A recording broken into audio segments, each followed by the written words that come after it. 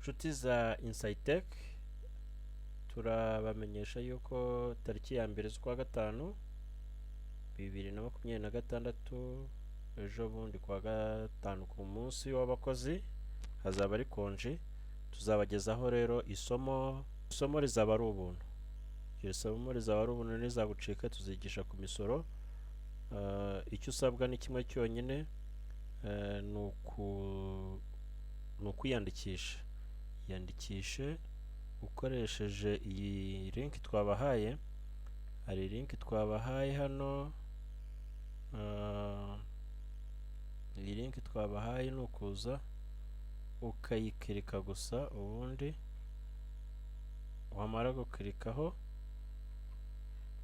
ukahita wiyandikisha. Form izimeze gutya, hano iri mu Gifaransa, ukayishyira mu Cyongereza, warangiza ukuzuzaho amazina yawe, ukandika wenda ngo witwa Kamana Sirasi, warangiza ukuzuzaho telefone yawe 07 07, noneho ukandikaho email yawe hano,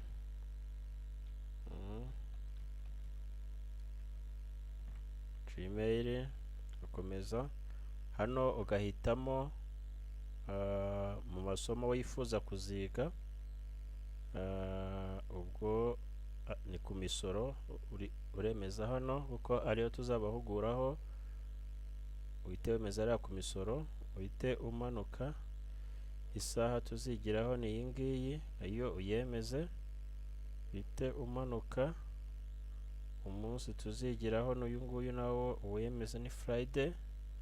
Ukomeza umanuke, barakubaza ngo do you have laptop, yes or no. Niba uyifite urakanda hano kuri yes, bahita bakubaza ngo where do you live, utuye hehe, uhite wandika wenda ngo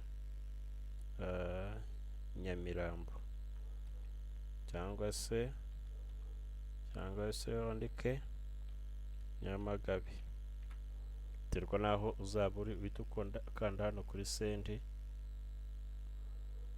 Ubutumwa uzaba urangije kwiyandikisha ako kanya, ubutumwa nzahita mbubona yuko wiyandikishije. Numara kwiyandikisha rero, icyo uzaba usigaje ni ikintu kimwe cyonyine, ni ukuzakanda iyi link ukinjira mu ishuri, cyangwa se ukinjira mu nama, ukakanda iyi link ya Google Meet nabahaye. Nabibigishije mu isomo natanze mu gitondo, nabibigishije rwose. Iri somo rizakuranira, uzayaza hano, uhite winjira muri Google Meet, urebe video natambukije mu gitondo. Irakwigisha neza uburyo bwo kwinjira muri Google Meet. Rero aya mahugurwa ntazagucike, ni amahugurwa meza, kandi ndifuza yuko buri wese azayakurikira. Ngaho rero uhita wiyandikisha nonaha.